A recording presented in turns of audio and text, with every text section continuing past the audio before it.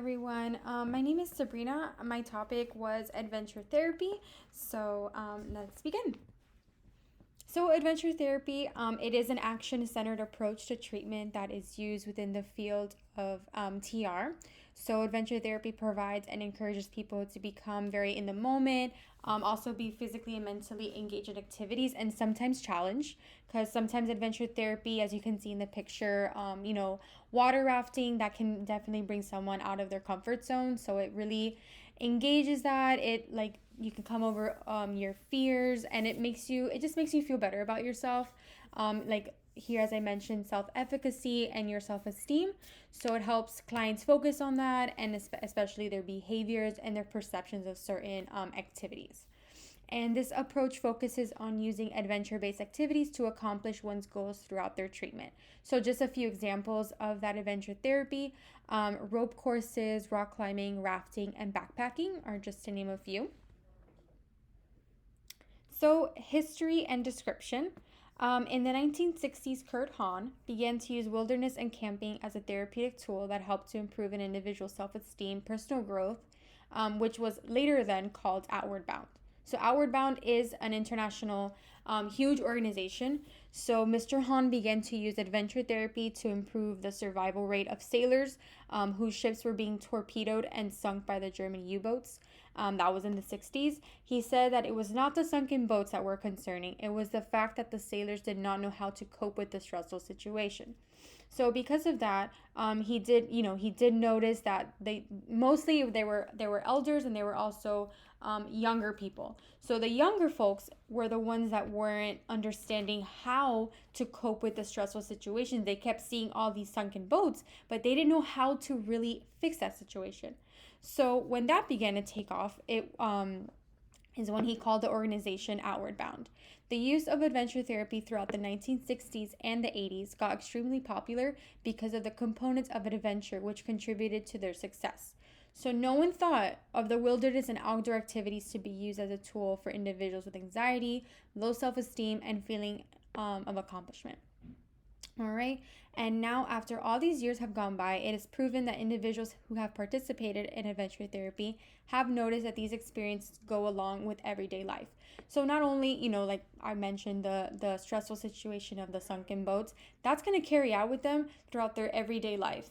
You are going to be dealing with stressful situations. So I feel like that it's crazy how you would think that this wasn't a thing before the 60s, but I think it's very helpful, especially for people who have a lot of fear and just like self-doubt.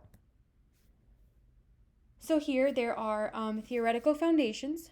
So according to the textbook, there is no one theory that can explain the changes in a person participating in adventure activities.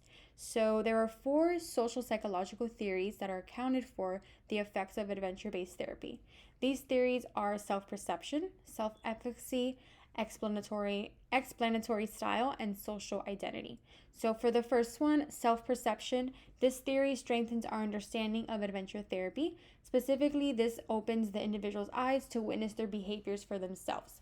Them noticing their behaviors can help provide them, if they were to see that they had a negative behavior in one situation, and it can like lead for them to like really think about like, okay, let me take a step back and reflect on how I can change that behavior for future instances. So I think that is a great I like how the psychology is very involved in this. I think it's a lot of your mental health as well, not just physically, but I think it also helps with your mental. Self-efficacy. Adventure therapy can increase a person's self-efficacy by being in an unfamiliar and foreign environment than what they're used to, and it can change their mindset from having a preconceived notion that they wouldn't be able to do whatever the activity is. So during adventure therapy, they are less hesitant to change. They finally participate When they finally participate in the activities and feel a sense of accomplishment is when they feel that confidence boost. So in the end, if you have a client and they know that they're going to be going to an agency or a clinic to get that therapy, I think this adventure therapy is very different because you're not going into like a gym, or you're not going into like a room with a therapist, to do your treatment and to do all of that. I think this is like they don't know what's gonna happen. So I feel like that in a way is like, okay, I'm willing to do this. And they end up feeling a sense of accomplishment. And I mean, who wouldn't like that?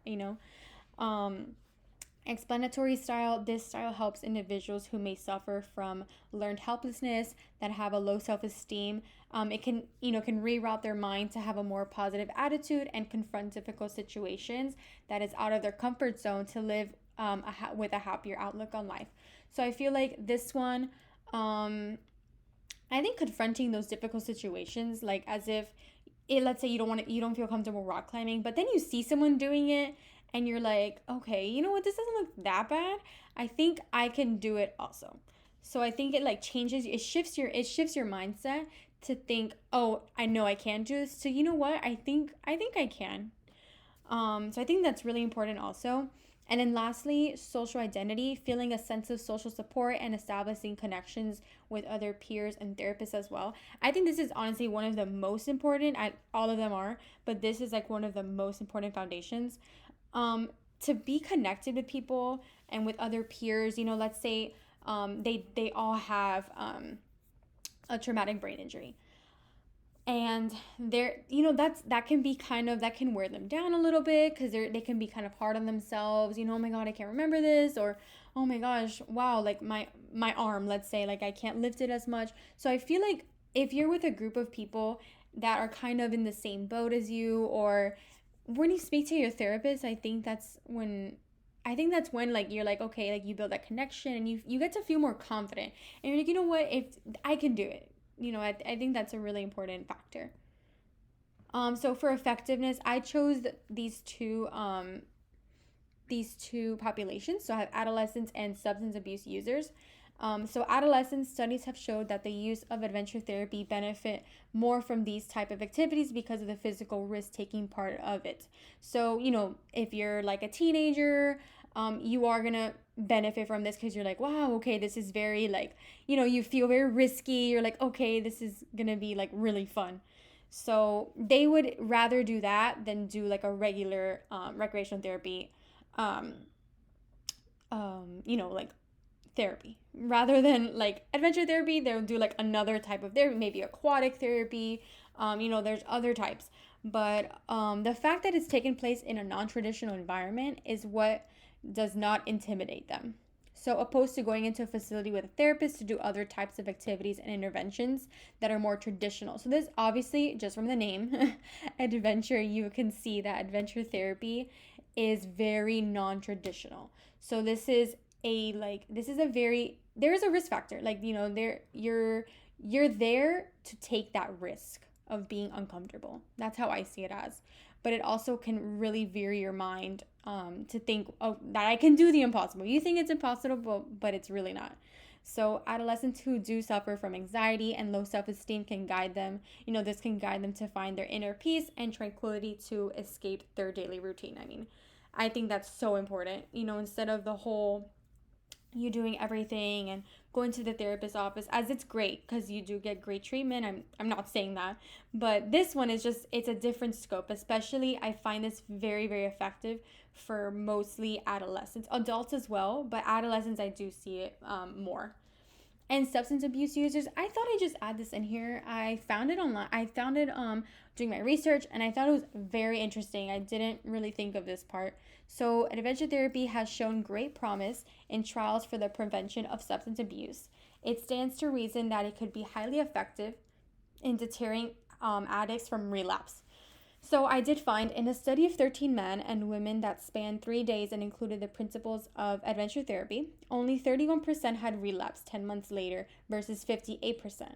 So for me, that's a huge difference. They obviously were very affected by it. So I think bringing this, it's like a different scope. So I feel like that was very interesting that I came across. So I decided to add it up in here. So that was very interesting to me. I would have never thought that. So implementation, I did choose an activity. It is called Toss a Name. It consists of 8 to 10 people in a circle. The leader begins by saying their name and then passing the ball to the person to the right or the left. You can also do it in front of you. You're mostly in a circle. And then the participants continue following those instructions. Then once the leader gets the ball again, they will call the person's name that they're going to toss it to. So later in the game, the leader will add another ball and have multiple participants calling on names at the same time. The end goal of this game is to know everyone's name and improve communication skills and as well connect with everyone. The population that I chose was adults with traumatic brain injury. And there are some adaptations that you can do with that. So like I said, there is a ball that's mentioned. But I would just say maybe not including a second ball, keeping it at one, to not cause confusion and frustration, and also to use a softball, maybe foam or a bouncy ball, to be more effective, if they do have a harder time with that. I say that this, obviously from a traumatic brain injury, you may be very forgetful, or your hands may not be as strong as they were opposed to before. So I thought that using these adaptations would be very helpful, and I do have a video on it, so let me demonstrate it. I found it on YouTube, so I found it just so you can see how the activity is supposed to go. We are going on a family vacation. Everybody is so excited for this. If you don't know about verbal, same person. Bennett. Bella. Mohammed. Good. Oh, yeah.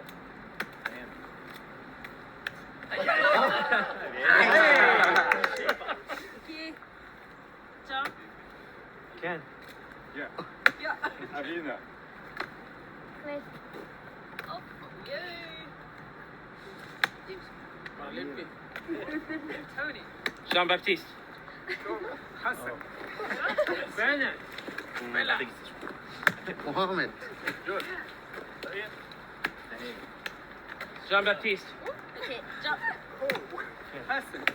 Avila. Okay, there's a lot. Bennett. Mohammed. Jean-Baptiste. Hassan.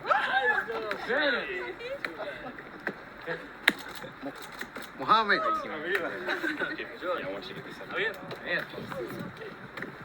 That goes fast.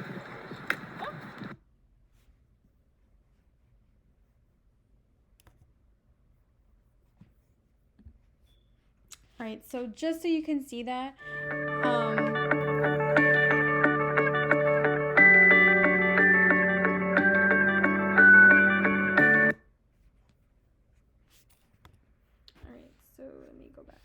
after seeing that, I think it is so important. I think this is a very small milestone. Like you can start as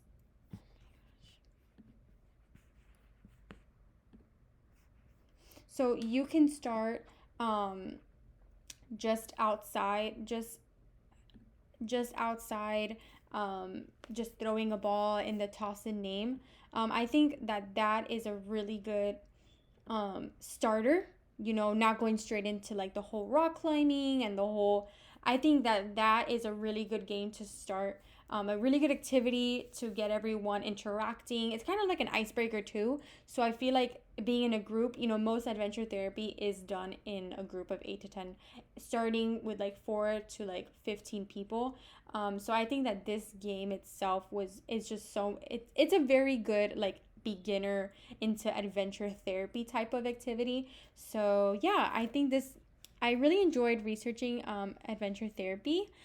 This was a really, really cool part of it. I never knew what this was, so it was very interesting, and I hope you all enjoy it. And then here are just my references for the PowerPoint. So thank you guys.